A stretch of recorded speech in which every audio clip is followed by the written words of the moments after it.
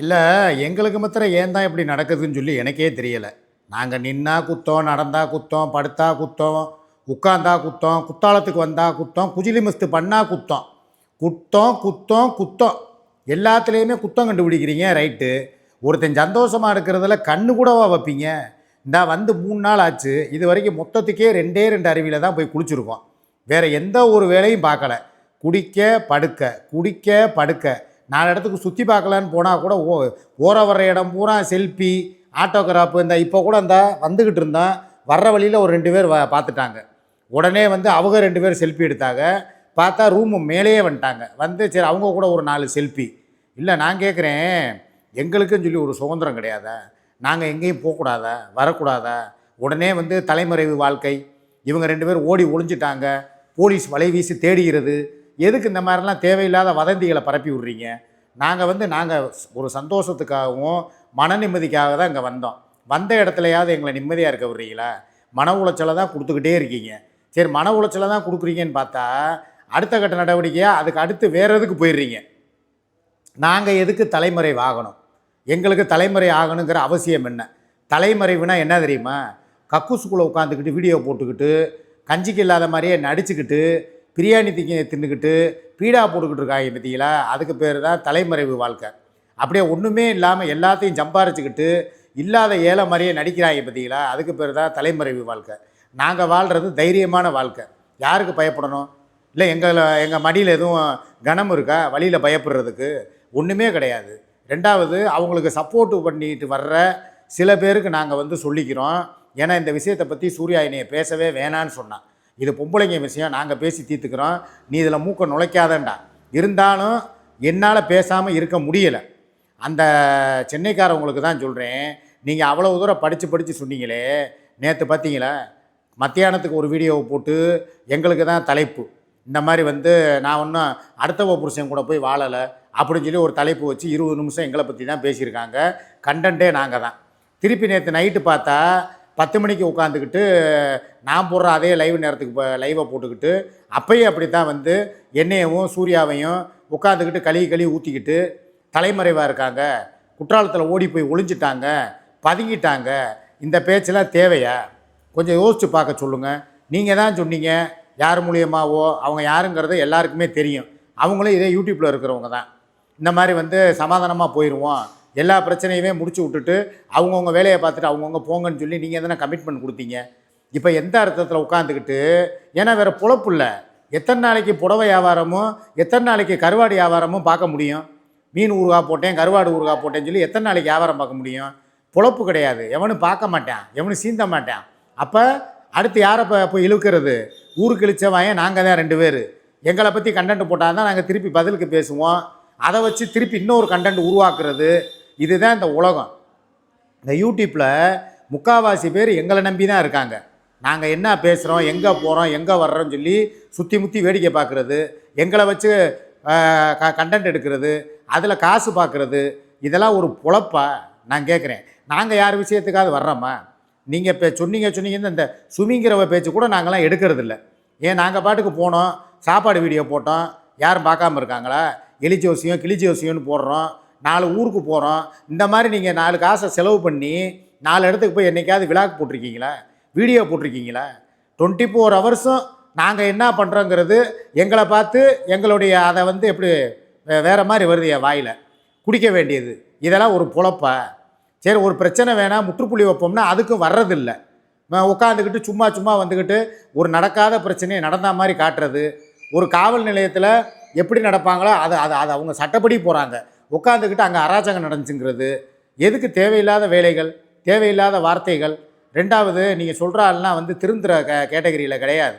ஏன்னா ருசிகண்ட பூனை வந்து சும்மா இருக்காது. நேற்று நைட்டு நான் சொன்னது தான் இப்பயும் சொல்கிறேன். ருசிகண்ட பூனை ஒரு 4 காசு சம்பாரித்தது எங்களை பார்த்து அது, ஆனால் ஆமான்ட்டு போ, எங்களை வச்சு தான் சம்பாதிக்கிறீங்க, நல்லா சந்தோஷமாக சாப்பிடுங்க. ஆனால் வந்து எங்களை தாண்டி எங்கள் பிள்ளைகளையோ, ஏய் எதுக்குப்பா பல்ல காட்டிக்கிட்டு இருக்க, நான் வீடியோ போட்டுக்கிட்டு இருக்கேன், மெண்டல் மாதிரி பண்ணிக்கிட்டு இருக்க, 24 மணி நேரமும் உன்னோட இதே தகராறு பண்ணுறதே வேலையாக போச்சு. சாயங்காலம் உட்காந்து 6 மணி லைவு போட்டாலும் அப்படித்தான் உட்காந்துக்கிட்டு எதையாவது தின்னுக்கிட்டு கிடக்கிறா. 10 மணி லைவு போட்டாலும் உட்காந்துக்கிட்டு பஞ்சாயத்து இழுத்துக்கிட்டு இருக்கிறா. இப்போ உட்காந்துக்கிட்டு நான் உங்கள்கிட்ட வீடியோ பேசிக்கிட்டு இருக்கேன், அங்கே உட்காந்து பைத்தியக்காரி மாதிரி பல்ல காட்டிக்கிட்டு இருக்கிறா. நான் ஒன்று சொல்லவா, எனக்கு எங்கிட்டு போனாலும் நிம்மதி கிடையாதுங்க. நானாக உட்காந்து சரி ரைட்டு, எதுக்குப்பா தேவையில்லாமல் கத்திக்கிட்டே இருக்கிற? சுடுகாட்டுக்கு நீ போடி, மூஞ்சி முகரையும் பாரு, சுடுகாட்டுக்கு போக வேண்டியதுதான். இல்லை நான் கேட்குறேன், என்னால் அடுத்தவங்கனால தான் எனக்கு நிம்மதி கெட்டு போகுதுன்னா, அந்த கிட்ட ஒருத்தன் பஸ் அடிச்சுக்கிட்டு இருக்கேன் வர்றேன் பாரு, ஆரணை போட்டுக்கிட்டு. இல்லை எனக்கு அடுத்த ஆள்னால தான் நிம்மதி கெட்டு போகுதுன்னா, கூடவே இருக்கிறா பாருங்க, இவனாலே எனக்கு நிம்மதி இல்லை. இது அவுட்ருடா, என்ன அவுட்ருலேயும் உயிரை வாங்குறீங்க ஆரணை அடிச்சுக்கிட்டு. குளிக்கவும் போக முடியலை, ஒரு இடத்துல உட்காந்துருந்தா அங்கேயும் பஞ்சாயத்து, சாப்பாடு செய்கிறதுக்கும் நல்லா இல்லை. சரி வாப்பா ஊருக்கு போவோன்னு சொன்னால், இன்னும் குளிச்சுட்டு போவோம்னா இன்றைக்கி மழை பெஞ்சு அங்கே வெள்ளப்பெருக்கு தான் ஓடிக்கிட்டு இருக்கு, யாரையுமே குளிக்க அனுமதி இல்லையா. திருப்பி எதுக்கு போய்கிட்டு நான் உட்காந்துக்கிட்டு இன்றைக்கும் இடத்த தேய்ச்சிக்கிட்டு வாடகையை கொடுத்துக்கிட்டு, கையில் காசு இருந்தால் சில பேருக்கு அப்படியே நம்மன்னு அரிக்குமா. அந்த கேரக்டர் தான் இவ. கொடுத்த காசெல்லாம் செலவு பண்ணியாச்சு, அடுத்து இன்னொருத்தவங்க வேளாங்கண்ணி போக சொல்லியிருக்காங்க. அதுக்கு உண்டான பிளான் என்னன்னு சொல்லி போயிட்டு இன்னைக்கு நாளைக்கு என்ன தெரியுமா சொல்கிற, இவன் திலீப்பா வர்றானா, அவனை கூட்டிகிட்டு போய் கோகுலை பார்க்குறதுக்கு தாராபுரம் போகணுமா. நான் கேட்குறேன், நான் என்ன மனுஷனா இல்லை மாடா இல்லை மிஷினா? ஒரு மனுஷன் எவ்வளோ தூரம் தாங்க அலைய முடியும்? காரு நான் வாங்கினாலும் வாங்கினேங்க, இதுக்கு நான் காரே வாங்காமல் சும்மா இருந்திருக்கலாம் போல். ஊனா வண்டி எடு, தாராபுரம் போகணும். இப்போ நாளைக்கு தாராபுரம் போகிறதுக்கு என்னாலெல்லாம் வர முடியாது. இப்போ என்னைய நாளைக்கு தாராபுரம் வான்னு சொல்லி என்னை வந்து உயிரை வாங்கிக்கிட்டு இருக்கிறான். எனக்கு எரிச்ச மயிராக வருது. ஒரு இடத்துல வீடியோ போடுறதுக்கு நிம்மதி இல்லை, ஒரு இடத்துக்கு வந்தோம்னா சுற்றி பார்க்க போக முடியலை, வீட்டுக்குள்ளேயே உட்காந்துக்கிட்டு எந்நேரம் பார்த்தாலும் குடினா உன் உடம்பு தாங்கும், என் உடம்பு தாங்குமா? நானும் எவ்வளவு தாங்க சமாளித்து போகிறது. ஒருத்தன் நல்ல உடம்புக்காரனுக்கும் சுகர் வந்தவனுக்கும் வித்தியாசம் இருக்குது. என் உடம்புக்கெல்லாம் சுகர் பேஷண்ட்டு, நான்லாம் 4 இடத்துக்கு அலைய முடியாது, சரக்கடிக்க முடியாது. இவன் கம்பெனிக்கு வேணும்னா புதுசாக யாராவது வேணால் பிடிச்சிட்டு போக சொல்லுங்கள், நான் வேணால் பேசாமல். என் குடும்பத்தில் கூட இந்தளவுக்கு என்னை போட்டு டார்ச்சர் பண்ணது கிடையாதுங்க. அதாவது எப்போ தேவையோ அப்பப்போ ஊறுகாய் மாதிரி தொட்டுக்கிட்டாங்க. இவன் என்னங்க ஊறுகாவே சோறு மாதிரி திங்கிறா, என்னால் முடியலைங்க. ஒரு உடம்புல இருக்கிற ரத்தத்தை முதற்கொண்டு அட்டைப்பூச்சி மாதிரி உறிஞ்சிறா, சம்பாத்தியத்தை உறிஞ்சிறா. என்னையை போட்டு எப்படி சொல்கிறது, நான் என்னால் முடியலை. அந்தளவுக்கு என் உடல்நிலை எனக்கு ஒத்துழைக்கலை. கேட்காம என்னை போட்டு டார்ச்சரு. இப்போ நான் மதுரைக்கு போனவுடனே ஒரு சில முடிவுகள், முக்கியமான முடிவுகளை எடுக்க வேண்டிய கட்டாயத்தில் இருக்கிறேன் நான். ஏன்னா என்னுடைய வீடு எனக்கு சரியில்லை, குடும்பமும் சரியில்லை, இவளும் சரியில்லை. பேசாமல் எங்கிட்டாவது போயிடலாமாங்கிற மாதிரி கூட வருது. எனக்குன்னு சொல்லி ஒரு தனிமை வேணும். இல்லையா இதே வந்து என் முத்துப்பாண்டி, என்னுடைய சக நண்பர்கள், அவங்க கூட குற்றாலம் வந்தால் கூட ஒரு நிம்மதியாக போயிடும். எதுவுமே இல்லைங்க. எங்கே வந்தாலும் எங்கே போனாலும் ஏதாவது ஒரு பிரச்சனையும் நம்மளை கூடவே தொத்திக்கிட்டே வந்துடுது. எல்லாரும் சும்மா இருந்தாலும் இந்த சுமிங்கிறவ சும்மாவே இருக்க மாட்டேங்கிறா. எதையாவது ஒரு கம்யூனிட்டி போஸ்ட்டை போட்டுட்டு உட்காந்துக்கிட்டு இவ ஏதோ ஒன்று பேசுகிறா, எங்களுக்குள்ளே நாங்கள் அடிச்சுக்கிறோம், மண்டையை உடச்சிக்கிறோம், மாவிளக்கு வச்சுக்கிறோம், அது எங்களுக்கு உண்டான பிரச்சனை இல்லை. இவளை யார் கூப்பிட்டா? உட்காந்துக்கிட்டு கம்யூனிட்டி போஸ்ட்டு போட்டு இவளை போய் அந்த முண்டை இந்த முண்டைன்னு சொல்லி கெட்ட வார்த்தைகளில் கம்யூனிட்டி போஸ்ட்டு போடுறா. நேற்றுலேருந்து லடாய் ஓடிக்கிட்டு இருக்கு எனக்கு இவளுக்கும். எங்கே போனாலும் உன் பொண்டாட்டி சும்மா இருக்க மாட்டாளா? எதையாவது ஒரு விஷயத்தை வந்து தூண்டி விட்டுக்கிட்டே இருக்கிறா, என்னை டென்ஷன் ஆக்கி விட்டுக்கிட்டு இருக்கேன் அப்படின்னு சொல்லிட்டு நேற்றோட குடிக்கிறதை நிப்பாட்டிட்டு இன்றைக்கி வந்து வண்டி ஓட்டிகிட்டு போகும்போது தெளிவாக போகணுங்கிற ஒரு முடிவில் இருக்கேன் நான். ஏன்னா மத்தியானம் குடிச்சோன்னு வைங்களேன், எப்படி சாயங்காலம் வரைக்கும் அந்த ஆல்கஹால் உடம்புக்குள்ளே இருக்கும். ஏதோ நல்லபடியாக போனால் ரைட்டு, இல்லை ஏதோ ஒன்று போகிற இடத்துல ஒரு போதையில் எங்கிட்ட போய் மரத்தில் போதையில் வண்டி ஓட்டவும் கூடாது. வண்டியை ஓட்டிகிட்டு போய் ஏதாவது ஒன்று ஏடா கூடமாக ஆகி போச்சுன்னா யாருக்கு, எல்லாருக்கும், இவங்க குடும்பத்துக்கு யார் பதில் சொல்கிறது, என் குடும்பத்துக்கு யார் பதில் சொல்கிறது? கொஞ்சம் கூட யோசிக்கிறது இல்லையா? எதாக இருந்தாலும் ஒரு அளவு தாங்க, அளவுக்கு மீறினால் அமிர்தமும் நஞ்சுன்னு சொல்லியிருக்காங்க. இப்பயும் சொல்கிறேன் ஒரே முடிவாக, நான் மதுரைக்கு போய் ஒரு தீர்க்கமான முடிவு எடுக்க போகிறேன். அது என்ன முடிவுங்கிறத இப்போதைக்கு சொல்ல மாட்டேன், ஒரு சஸ்பென்ஸாக வச்சுருக்கேன். சொல்ல வேண்டிய நேரம் வரும், அப்போ நான் சொல்கிறேன். இப்போ நாங்கள் போய் குளிக்க போகிற இடத்துக்கு போய் குளிச்சுட்டு சில வேலைகள் இருக்குது, அதையும் முடிச்சுட்டு எங்கள் அக்கா ஊருக்கு போகிறதுக்கு உண்டான பிளான் இருக்குது, அதையும் போய் பார்த்துட்டு உண்மையிலே இவன் வரமாட்டேன்ட்டான். நானும் காலையிலேருந்து கெஞ்சி கூப்பிட்டு பார்த்தேன், எப்பா வாப்பா, என் சொந்தக்காரவங்களை பூரா உனக்கு அறிமுகப்படுத்தி வைக்கிறேன், ஒரு 4 பேர்கிட்ட பேசு, பழகு, இனிமேல் அடுத்து வந்து நீ தான் எல்லாமே அப்படிங்கிறத அவங்களுக்கு சொல்லு. இவர் குடும்பம் இவரை விட்டுருச்சுங்க, ஏன்னா 4 பேர் வீடியோ பார்ப்பாங்க, பார்க்காதவங்க இருப்பாங்க, நான் தான் இனிமேல் இவருக்கு எல்லாமே அப்படின்னு சொல்லி நீ என் குடும்பத்தில் அறிமுகமாகி ஐக்கியமாயிக்க. என் குடும்பத்தை அங்கேயே கூட வா, மதுரையில் இருக்கிற இடத்த சேல்ஸ் பண்ணிடுவோம், சேல்ஸ் பண்ணிவிட்டு செங்கோட்டையில் ஒரு இடத்த வாங்கி போடுவோம், இடத்த வாங்கி போட்டுட்டு நிம்மதியான வாழ்க்கை வாழுவோம். இல்லையா இப்போ நீங்கள் சொல்கிறீங்க பாருங்கள், இந்த வீடு எங்கள் வீடுன்னு சொல்லி, அதுவே அதை நம்ம சொல்லக்கூடாது. சொல்கிறதுக்கு வாய்ப்பு கம்மி. பல பேருடைய சந்தேகத்தை இப்போ நான் தீர்த்து வைக்கிறேன்.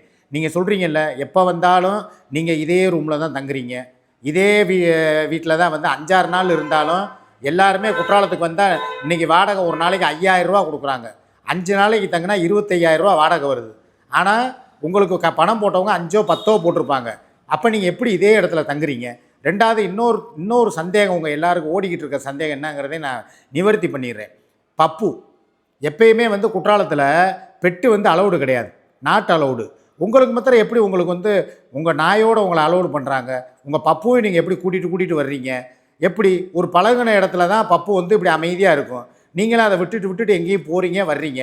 உண்மையிலே இந்த வீடு உங்களுக்கு சொந்த வீடு தானா, இல்லை இது வாடகையா, இல்லை வந்து ஒத்தியா, இல்லை என்ன எங்கள்கிட்ட இதை மறைக்கிறீங்க? இல்லை இடம் வாங்குறேன்னு சொல்லிக்கிட்டே இருந்தவங்க அந்த இடத்த விற்றுட்டு இங்கே இடம் வாங்கி போட்டிங்களா, இல்லை ஆல்ரெடி வந்த வருமானத்தில் இந்த இடத்த பில்டிங்கை வாங்கிட்டீங்களா அப்படின்னு சொல்லி பல பேர் பல மாதிரி கொஸ்டின் கேட்குறீங்க. நான் இப்பயும் சொல்கிறேன், இது எங்கள் இடம் கிடையாது. எங்களுடைய ரசிகர்கள், எங்களுடைய சகோதரி, என்னுடைய மாப்பிள்ளைகள் அன்புக்காக எங்களுக்காக இந்த இடத்த வந்து நீங்கள் எப்போ வந்தாலும் தங்கிக்கங்கன்னு சொல்லி கொடுத்துருக்காங்க. அவ்வளோதானே தவிர நீங்கள் எங்கே போய் இந்த இடத்த சர்ச் பண்ணாலும், கூகுள்லேயே போய் தேடினாலும் இந்த இடத்துக்கு பேரோ, ஏன்னா வேறு ஏதாவது இந்த சோஃபா, இந்த டைல்ஸு இதை வச்சு கண்டுபிடிச்சாலோ கண்டுபிடிக்க முடியாது. காரணம் என்னென்னா, இது வந்து கூகுள்லேயே கிடையாது. ஏன்னா இது வந்து ஒரு லாட்ஜாக இருந்தாலோ, இல்லை ஒரு தங்கும் விடுதி காட்டேஜாக இருந்தாலோ உங்களுக்கு விளம்பரப்படுத்துவாங்க, கூகுளில் வரும். ஆனால் இது வந்து நாங்கள் வந்து சொந்தமாக இருக்கிற மாதிரி, எங்களுடைய சகோதரிகள், என் மாப்பிள்ளைங்க எங்களுக்காக கொடுத்த ஒரு கிஃப்ட் மாதிரி. நீங்கள் எப்போ வேணாலும் வாங்க, எப்போ வேணாலும் தங்கிட்டு போங்க, உங்களுக்கு பணமே கிடையாதுன்னு சொல்லி எங்களுக்கு ஃப்ரீயாக விட்ருக்காங்க. இந்த ரகசியத்தை உங்கள்கிட்ட இன்றைக்கி நான் உடச்சி விட்றேன், சரியா? வேறு மற்ற இடம் மாதிரிலாம் கிடையாது. நீங்கள் அப்போவே சந்தேகப்பட்டது எனக்கு தெரியும். பப்புவோடு வர்றீங்க, சுப்புவும் கூட வர்றா, ஏதோ தப்பாக தெரியுது அப்படிங்கிற மாதிரி இருக்குது. அதே மாதிரி இன்னொரு டவுட்டையும் உங்களுக்கு நான் கிளியர் பண்ணிடுறேன். இந்த ரூமுக்கு வந்தால் மாத்திரம் எப்பயுமே எப்படி 2 ரூம் இருக்குது, அந்த பக்கத்து ரூமில் என்ன நடக்குது? அதுபோக நீங்கள் எப்போ பார்த்தாலும் குற்றாலத்துக்கு போயிட்டு வந்தாலே ஒரு 5 பவுன் நகை வாங்கிடுறீங்க, செயினை வாங்குறீங்க, மோதிரம் வாங்குறீங்க, வளையலை வாங்குறீங்க. இதெல்லாம் எப்படி உங்களுக்கு வருது? அப்போ உங்களுக்கு தொழில் அங்கே அமோகமாக நடக்குதா அப்படின்னு சொல்லி பல பேர் பல சந்தேக கண்ணோட்டத்தோடு பார்க்குறீங்க. பேடு கமெண்ட் போடுறவங்க எல்லாரையும் சொல்லலை, பேடு கமெண்ட் போடுறவங்க பல பேர் பல சந்தேக கண்ணோட்டத்தோடு பார்க்குறீங்க. இதுக்கு நான் ஒரு முற்றுப்புள்ளி வைக்கிறேன். அந்த மாதிரி ஈனத்தனமான செயல்களை நாங்கள் 2 பேரும் செய்கிறது கிடையாது. அதுக்கு உதாரணம் என்ன தெரியுமா? நேற்று முந்தா நாள் 2 நாளாக எங்களுடைய வீடியோ பார்த்துருப்பீங்க. ஒரு பக்கத்தில் இன்னொரு ஆம்பளை வந்து அவனுடைய அந்த மூச்சு காற்று அவன் மேலே பட்டாலே நான் என்ன அளவுக்கு கொதிக்கிறேன் கொந்தளிக்கிறேங்கிறது உங்களுக்கே தெரியும். அவளை எனக்கு மாத்திரமே உத்தமியா, தர்ம பத்தினியா வாழும் ஒரு நடமாட நயன்தாராவாக நான் வாழ வச்சுக்கிட்டு இருக்கேன். அடுத்த ஆம்பளையுடைய மூச்சு காற்று பட்டாலே அவங்களே பார்வையாலேயே நான் எரிச்சு கொள்கிறேன். அப்படி இருக்கிறவன் இவளை படுக்க வச்சு அதில் வந்து சம்பாரித்து அதில் இவளுக்கு நகரட்டு வாங்கி போடுவேனா? உங்களுக்கு கொஞ்சமாவது புத்தி வேணாமா? நான் ஒன்று சொல்லவா, என் குடும்பமாக இருக்கட்டும், இல்லை என் கூட வந்த கூத்தியாவாளாக இருக்கட்டும், இல்லை என்னை நம்பி வந்த யாராக இருக்கட்டும், அவங்களுடைய கற்பை காப்பாற்றுற கடமை எனக்கு இருக்குது. ஏன்னா ஏன் தாய் தகப்பேன் என்னை அந்த மாதிரி வளர்த்துருக்காங்க. ஒருத்தவங்க நம்மளை நம்பி வர்றாங்களா, அவங்கள கடைசி வரைக்கும் பாதுகாக்கணும்டா. அவங்களுக்கு நல்லது செய்யி, கெட்டது நினைக்காத. அவங்களே உனக்கு எவ்வளோ கெடுதல் நினச்சாலும், இப்போ சூர்யாலாம் இருக்கா, என்னை எவ்வளவோ அடிக்கிறா, மிதிக்கிறா, அல்லையிலேயே குத்துறா, இருந்தாலும் என்னை நம்பி வந்தவளுக்கு நம்பிக்கை துரோகம் பண்ணக்கூடாதுங்கிறதுக்காகத்தான் அவள் எனக்கு எவ்வளோ துரோகங்கள் பண்ணியிருக்கலாம். அஸ்கி வாய்ஸில் பேசியிருக்கலாம், 1 லட்சம் ரூபாய்க்கு பேரம் பேசியிருக்கலாம், இன்னும் என்னென்னமோ நடந்திருக்கலாம். ஆனாலும் நான் அதையும் தாண்டி மறப்போம் மன்னிப்போம் அப்படிங்கிற ஒரு கேட்டகரியில் அவளுக்காக எனக்காக அவள் வாழ்ந்துக்கிட்டு இருக்கோம். இதில் ஊடால யார் வந்தாலும் நாங்கள் எதையுமே கண்டுக்கிற மாட்டோம்.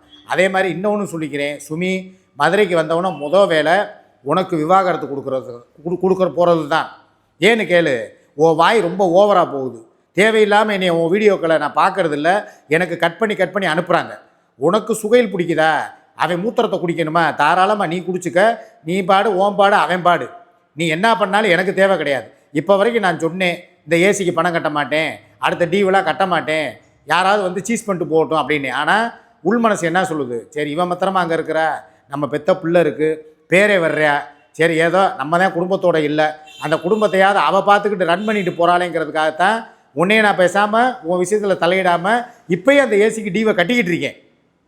இந்த மாதம் டிவை கூட இன்றைக்கி காலையில் எடுத்துட்டாங்க. அப்படி இருக்கும்போது நீ எதுக்கு தேவையில்லாமல் ஏன் மூத்திரத்தையும் சூர்யா மூத்திரத்தையும் குடிச்சிக்கிட்டே இருக்கிற? உனக்கு இதுக்கு இது என்ன சம்பந்தம்? எதுக்கு எங்கள் லைன்லேயே கிராஸ் ஆகுற? உனக்கு வேறு கண்டென்ட் இல்லையா? உனக்கு வேறு பேசுகிறதுக்கு ஆள் இல்லையா?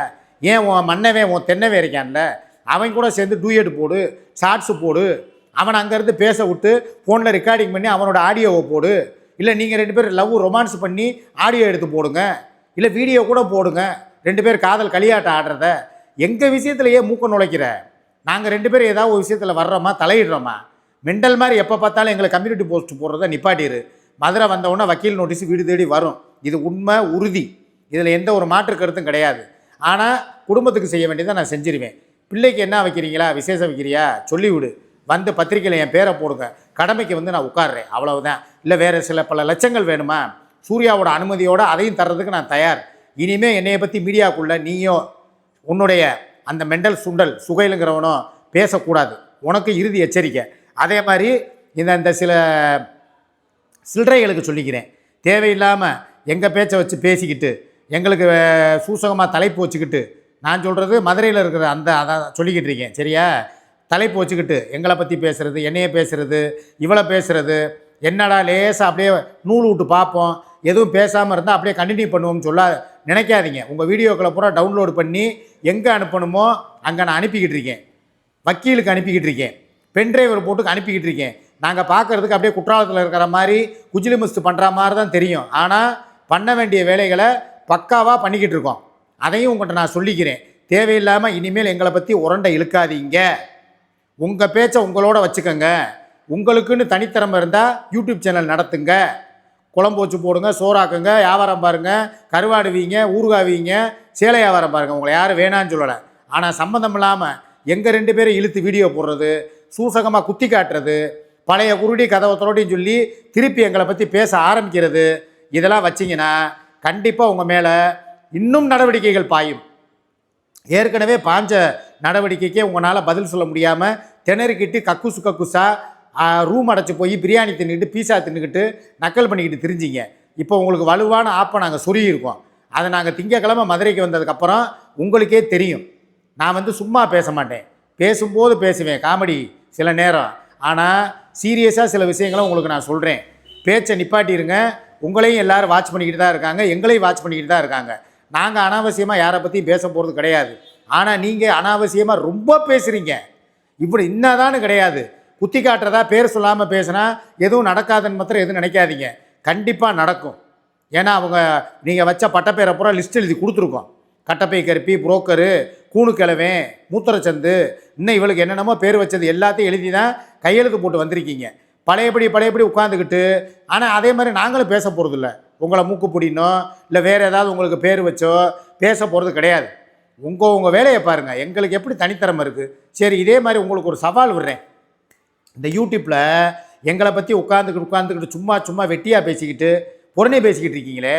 பெட்ரோல் பிச்சையிலேருந்து, சென்னை பார்ட் 1லேருந்து, மதுரையில் இருக்கிற இந்த இதுக்கு சொல்கிறேன், மூக்கு பிடிக்குன்னு தான் சொல்கிறேன், எல்லாருக்குமே சேர்த்து தான் சொல்கிறேன். தனித்திறமை உங்கள்கிட்ட இருக்குல்ல. நாங்கள் போகிற மாதிரி நீங்களும் உங்களுடைய வீட்டுக்காரரோட போய் எங்கேயாவது விழாக்கு போடுங்க, இல்லை வேறு எங்கேயாவது போய் ஏதாவது ஒரு வீடியோ போடுங்க, இல்லை வேறு ஏதாவது சுற்றுலா தலங்களுக்கு போங்க, இல்லை சமைச்சு வீடியோ போடுங்க. ஏன் அதெல்லாம் பண்ண மாட்டேங்கிறீங்க? சும்மா எங்களையே பேசிக்கிட்டு, எங்களையே சீண்டிக்கிட்டு, எங்களையே நோண்டிக்கிட்டு இதில் உங்களுக்கு என்ன கிடைக்க போகுது நான் கேட்குறேன். இதோட நிப்பாட்டிக்கங்க. அதுக்கப்புறம் நான் பேசினேன்னா 2 நாளாக சும்மா பேருக்கு தான் நான் தலைப்பு வைக்கிறேன்.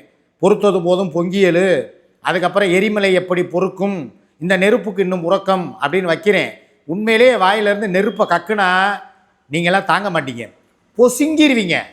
மனசில் மைண்டில் வச்சுக்கிட்டு இனிமேல் எதாக இருந்தாலும் நடந்துக்கங்க. இது என்னுடைய இறுதி எச்சரிக்கை. இதுக்கு மேலே நான் பேச மாட்டேன், செயல்பாடுகளில் காட்டுவேன். ஓகேவா? கவனமாக இருங்க. பாய்.